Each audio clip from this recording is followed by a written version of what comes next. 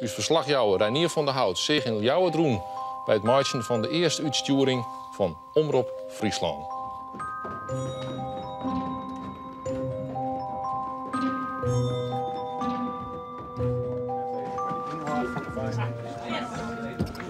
Even een brandende vraag. We beginnen met 3. Attentie 12 en oer.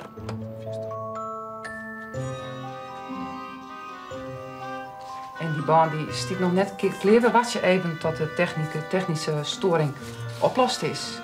Zagier dat in die dagen. Hilversum kwam deel met cameraploegen om reportages te maken over de start van de regionale televisie in Friesland. Ze zullen daar in het westen smakelijk lakenhamuis geklungel in de eerste dagen. Dat dienen wij zelfs ook. Maar wat koert u schelen? De vrouw lei on uw voeten, het Frieske publiek ontvong ons met iepe jerms. Beginnen we helemaal opnieuw? Ja, we beginnen helemaal opnieuw. Oké. Ik ben 29 hier, toen ik als een van de pioniers voort vanuit begin erbij wie. Koejoen, dit is het nijs van mij. Het publiek maakte mij hoe ik terug de jaren hinnen mijn hier stadig overleer. En nu, 20 jaar later, is mij vregen een sentimental journey te maken door de 20-jarige geschiedenis van de Friese televisie. We begonnen hier op een bopetage aan de Nijstad in Ljouwt. Bij een lidsgroepje meisken werken wij u een slag in de roente om deze een oeren televisie te maken.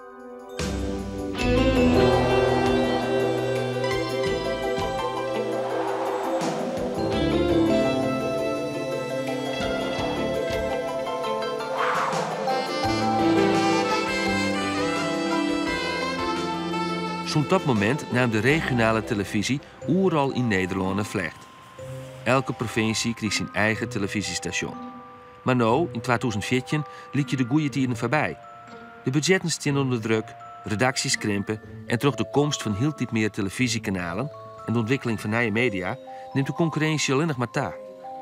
En dus spelen bij mij meer als eer de vraag: wat wordt de toekomst van de Friese televisie?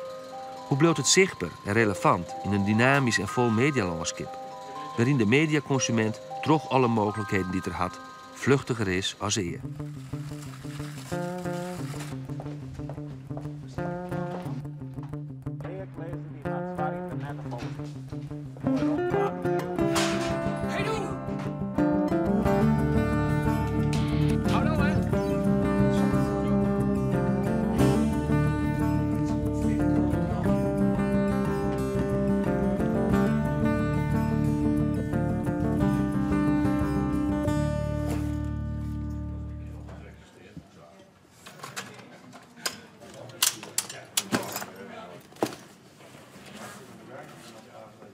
Ik schreef naar Klaas Jongsma, want er is spul bij het scootjesielen. En nou ja, bij Klaas Jongsma is scootjesielen. En ik wil van hem eventjes weten wat er nou precies aan de hand is en hoe dat komt. En hoe draai je nou alleen? Net altijd, maar ik draai wel een soort alleen als cameo, ja. Dan is het een soort met een one-man band, hè. Dan staat er alleen voor. Dan draait zelf de camera. En de interviews en alles door zelf. Productie, montage. Van een groot part komt het uit de bezuinigingswagen. En dat vind ik wel bedenkelijk, zeg maar. Want nu krijgt dat één man in dezelfde tijd het werk van 2 man doen. En dan is het wel aan de kwaliteit. Hier weer de rug terug. Ja, maar als het vergelijkt met een goede kok en een koksmaat of zo. De kok die wordt laan stuurt en de koksmaat die maakt het nou met doen. Die krijgt een kookboek en nou maakt er het eten alleen nog kleren uit. Ja. In dezelfde tijd. Dat is van de laatste tijd. Ja, dat is echt van de laatste tijd. Dat is een soort bezuinigen verder maat. En ja, wij willen als omroep willen weer toch ja, een soort dingen covery die er in de provincie gebeuren. Ja, nou, dan is dit een oplossing. We hebben EVT. EVT doen we dan naar 5. En Jan Durk, wat is een headline? Ja? Wat hebben we in één headline beflappen, denk ik, hè? Hadilf. Ik heb 2 draaiboekjes. Welke is jouw roeren? Deze. Dit is jouw roeren. We zitten een boekje vol. Dan mag je mij even helpen. Ja. Ik vind altijd dat het altijd samen hoort. Maar ik denk, daar heb ik zo'n bewondering vooral. Is het zo Want klaar? dit maak ik naar Google pas thuis. Ja, hè? Maar dat is een van de wonderbaarlijke meest bekend waar dingen combineren.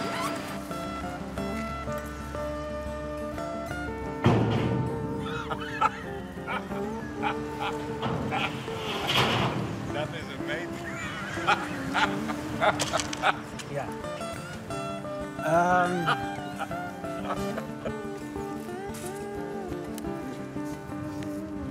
Wat is de rol van de SKS in dit hele verhaal? Een beetje dubieus?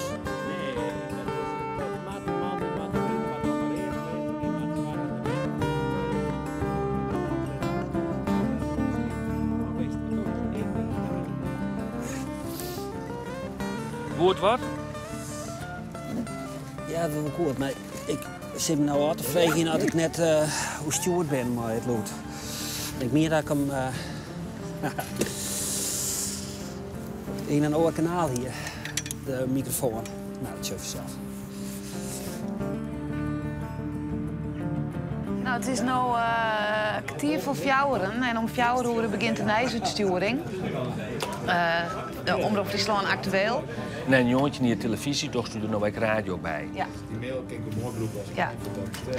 Bij de Omroep, omdat wij alles kennen. En denk je nou goede sprekers voor de stuur. Wij hebben eigen tijden. We zijn al jaren aan het bezuinigen. Minder mensen, minder geld voor de programmering. Dus we moeten heel toek keuzes maken. En er komt nog meer bezuiniging zomer. Ja, er komt voor 2000 centje, dat wordt het nog even. Dat liep het nog even, maar dat gaat vlugger uit denken. Een nieuwe bezuiniging vanuit het Riek. Centje miljoen met de tretje en regionale omroepen bezuinigen.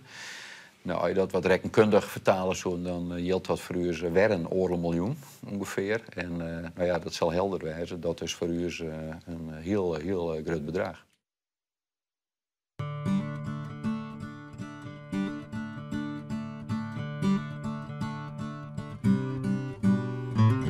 De eerste 20 jaar van de Friese televisie wien benamen een tijd van groei. In het archief liggen duizenden en nog eens duizenden uren televisie. Op een van de videobanden uit de beginperiode stenen ze, weet ik, reacties van Hilversumse corifeeën met Friese roots. Ik herinner mij nog dat ze nieuwsgierig wie een nij, maar vooral ik positief oer de start van de Friese televisie.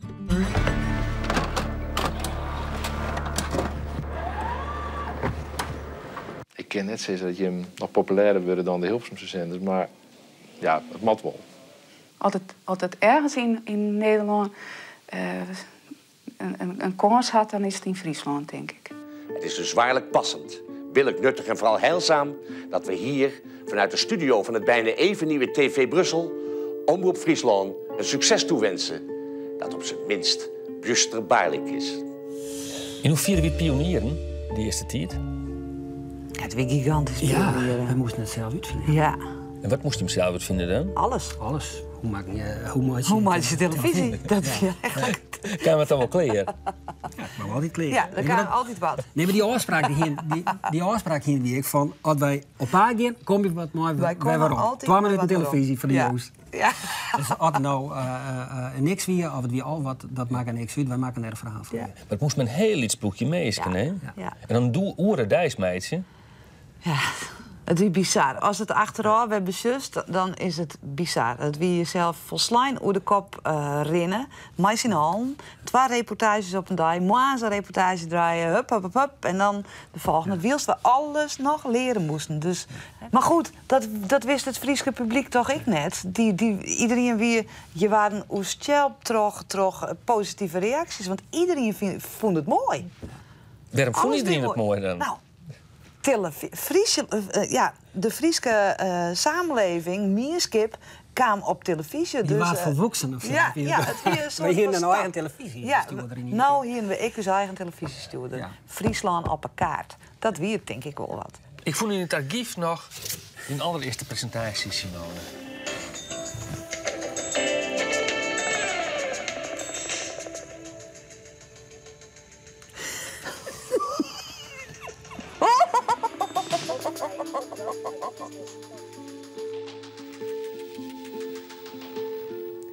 Welkom bij Bobbedat, maar de eerste sportuitsturing. Van Joota de sport ik op televisie van de Friese Hoek uit Besjoen. Mijn wedstrijdverslag. Is dat moeilijk waarom te zien? Dit is echt verschrikkelijk. Al gauw veroverde de televisie een positie in de Friese maatschappij. Net alleen nog mijn nijs, maar vooral ook mijn programma's die de culturele identiteit van Friesland uitdroegen.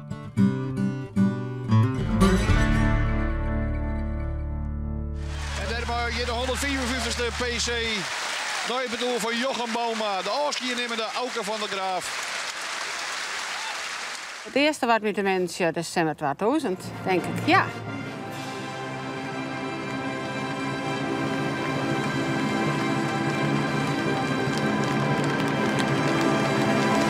Doe maar de Alve Sterrentocht van zo'n jongen, dan ga ik dagen voor de televisie bij. Henk Angenent verslacht Hulzenbos uiteindelijk in de sprint. 74 man van mij binnen onwijzig, maar er gebeurt hier helemaal niks. Het is alleen een grutfeest hier in Bethlehem.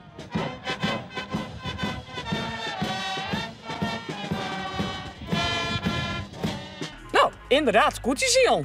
Ja, dat volgen we dan wel. Ja, geweldig. Een risicofactor is altijd de onverwachte wienpoester. Want omslaan kan de beerstoel komen.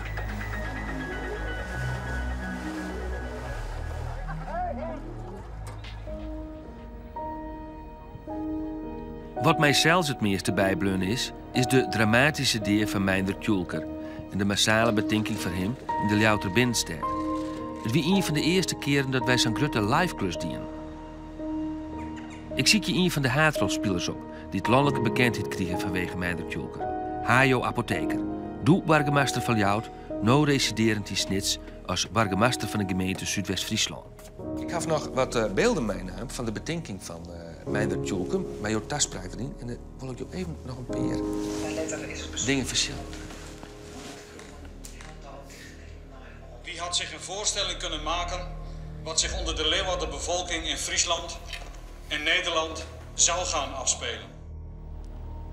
Uit deze herdenking vanavond blijkt dat wij als samenleving dit zinloos geweld niet tolereren. Dit is ons protest. Voor jou, Jennifer, voor de familie Tjulker, voor de familie Zijlstra, nabestaanden en vrienden. Voor ons allemaal zijn dit afschuwelijke dagen. Meindert Tjulker is dood. Wat een taspraak, hè? Nou ja. Ja, het was gewoon vol op de hele nieuwe stad. Ik denk dat er wel 20.000, 30.000 mensen waren, zeker.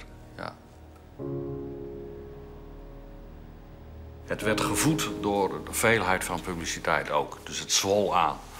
Alle zenders, dus de commerciële zenders, de RTL en SBS en ook op de avond, de tijdstip zelf. Ik geloof dat het, dat wist ik toen niet, dat het op alle kanalen is uitgezonden. Ja, via Omroep Friesland, die maken daar een tv-registratie van. Ja. Wat voor impact had het eigenlijk, die televisieregistratie? Had je daar achteraf nog wat van mij kregen? Ja, een jaar later zat ik in het kabinet Kok 2. En toen heb ik gehoord van dat collega's die toen ook al in het kabinet zaten. En Kok 1, dat ze toen op vrijdagavond, toen ze dus nog niet klaar waren met de agenda, en ze waren aan het vergaderen, die hebben daar ook allemaal naar gekeken.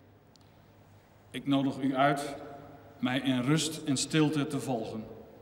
Om op de plaats waar Meindert overleed onze medeleven te betuigen.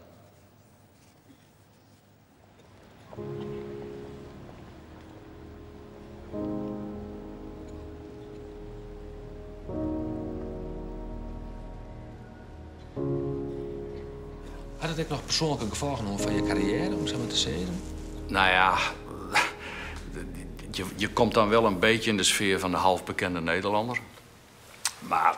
Je denkt net dat er een relatie bestaat tussen, zeg maar, dat je letter minister wordt binnen en deze taspraak, die natuurlijk heel goed voelt. Nee, absoluut niet. Nee, ik ben minister geworden omdat ik een goede burgemeester van Leeuwarden ben geweest. Ja. Denk ik. Ja. Zonder daar zelf arrogant over te willen zijn, maar zoals het mij verteld is.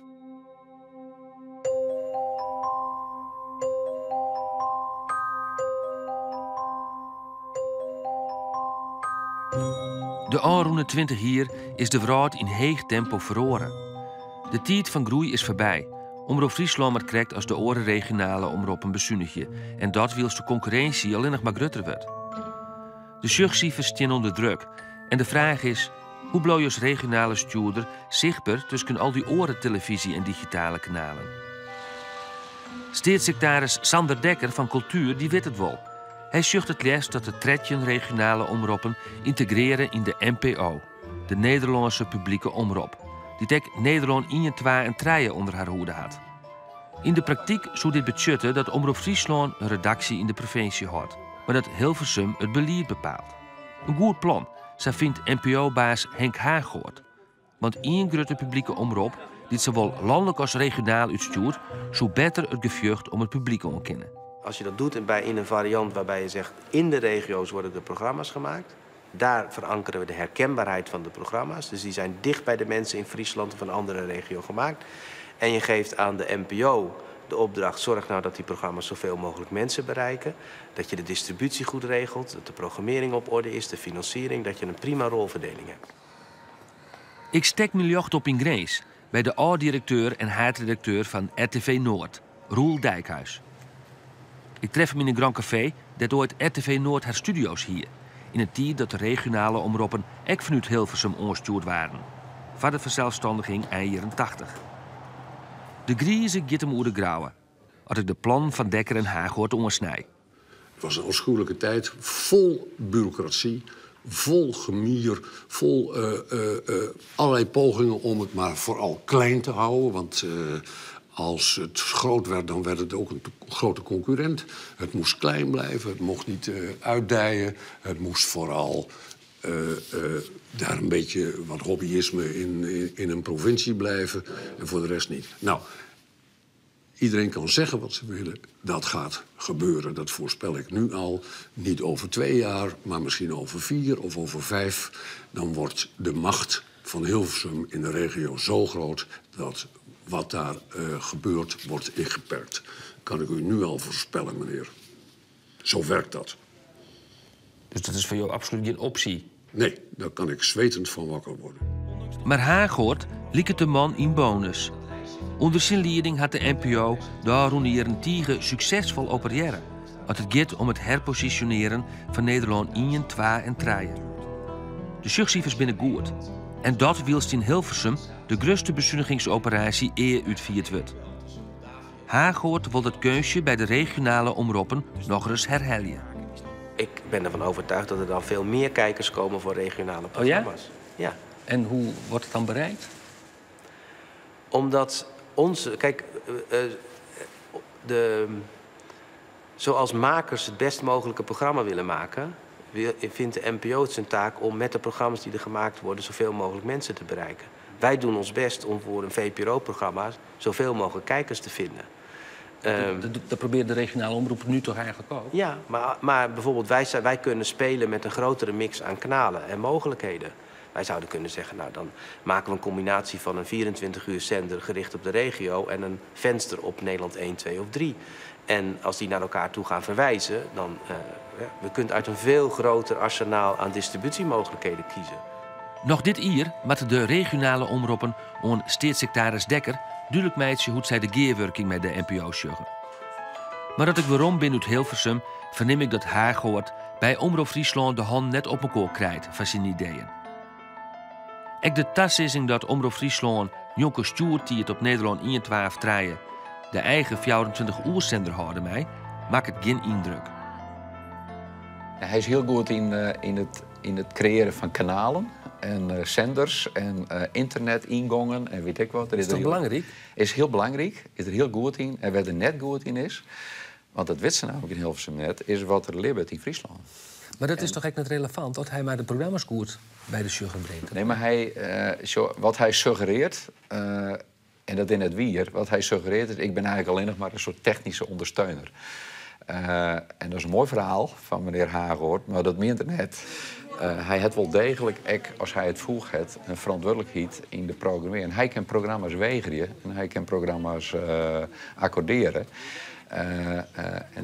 Hij spiegelt het, krijgt even te mooi voor dat er eigenlijk geen verhoring is. En dat is net wier, dat klopt net. Ik zou zeggen, kom je nou tot die conclusie vanuit de angst om iets te verliezen of vanuit de kans om iets te winnen? En wat is er dan te winnen, samenvatten? Meer publiek. Door samenwerking word je krachtiger. Nou, en als je denkt dat er niet meer publiek bereikt kan worden door samen te werken, zou ik het ook vooral niet doen. Maar als je aan je zelfstandigheid vasthoudt omdat je bang bent je autonomie te verliezen, maar je verliest tenslotte ook je publiek, dan moet je een keer nog achter je oor krabben of je met de goede dingen bezig bent.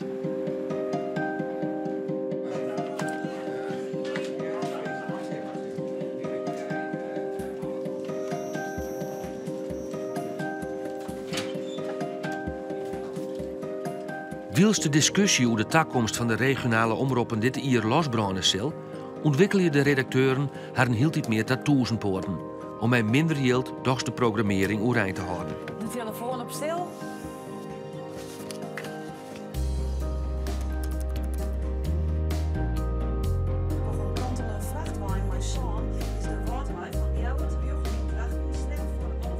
Ik zag hoe het er werken wordt, toch die dingen die het cameo draaien, hè? Dus die het en mijn camera en dan ik nog een radio-interview, dat die hun stjonkende best doen en dat er een aantal binnen die dat ik heel goed in de vingers hebben.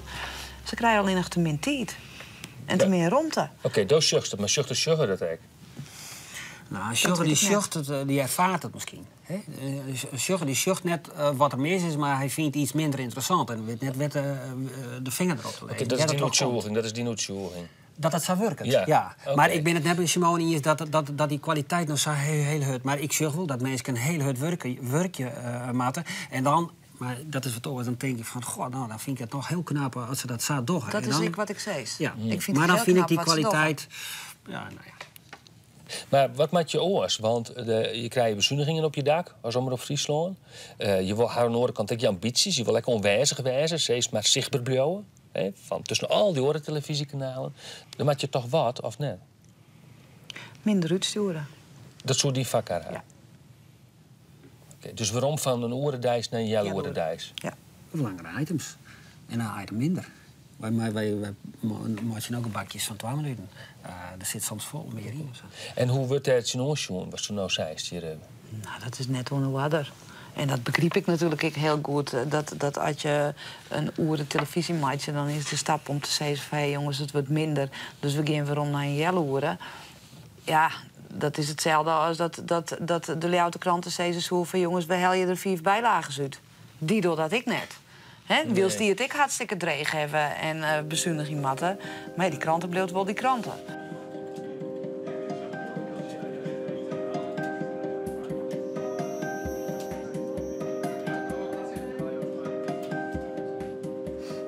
Om de programmering overeind te houden, zou ik een fusie tussen de 13 regionale omroepen een optie wijzen kunnen.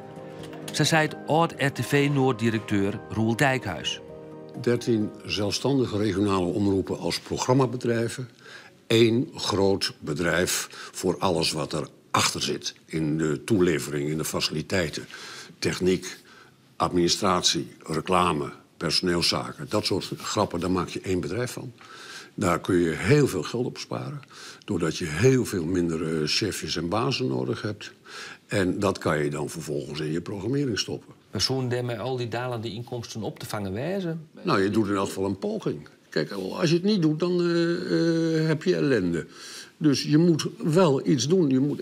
Anders bestaat er ook het gevaar dat Hilversum je opslokt. Want die willen dat maar al te graag. En daar moet ik absoluut niet aan denken. Maar Omroep Friesland liet het meer toekomst te zien in geerwerking met de andere regionale media in Friesland. Zoals de Leeuwarden kranten. Die verliest in rap tempo abonnees. En had van de dik 100.000 die ter eer wien nog maar een lietse 70.000 oer. Directeur Jan Koster wil zo gauw als mogelijk geerwerking met de redacties van de Leeuwarden kranten en het Fries Dijkblad. Maar eigenlijk zou het allermooiste zijn als je nou op 0 beginnen dat de Leeuwarden kranten en het Fries Dijkblad uit het NDC stappen. In een kranten worden, mij de omroep en in mijn beleving begelijks 3 grote professionele lokale omroepen. Noord, Zuidwest, Zuideast in Friesland. En ik denk dat wij elkaar geweldig versterken kunnen. En dan zet ik dus eigenlijk voorop goede journalistiek binnen uw provincie. Maar hoe maak ik dat concreet van me zien? Dat steeds maar de redactie van Leeuwarden kranten, Fries Dijkblad en Omroep Friesland in worden. Dat zou op het merk van Nijs begelijks heel net zo verkeerd wijzen. En je kan print, dus kranten en beeld en lood, wat wij meidje, kan je ook keppelje. Dat kan heel versterkend werkje naar elkaar. Waarom zou je jezelf aan een dood paard koppelen? Die kranten met alle respect, ze hebben geweldig veel betekend. Maar het is een aflopende zaak. Ze hebben in het verleden aanbiedingen gekregen van de regionale omroepen om samen te werken. Die zijn redelijk hautain afgewezen. Nu het slecht met ze gaat, moeten we ze plotseling redden. Ik ben daar niet voor. Die kranten is een verloren zaak op termijn. Dat gaat steeds meer achteruit. Ik bedoel, er zijn nu nog een Leeuwarden Krant en een Dapper van het Noorden hier in het gebied. Er komt een moment dat dat één krant wordt. Om nog maar iets van body aan abonnees te hebben. Niet doen, niet doen, niet doen. Het zijn twee verschillende werelden en die kan je absoluut niet samenvoegen. Hoe het ook komt, Omroep Friesland zal net langer kiezen voor groei van regionale televisie. Maar volle meer inzetten op digitale platforms, zoals internet. Een medium dat qua beziekersaantal een soort potentie had. Het afgelopen jaar bezochten 16 miljoen mensen de website van de omroep. Een groei van 5 miljoen in vergelijking met het jaar ervoor.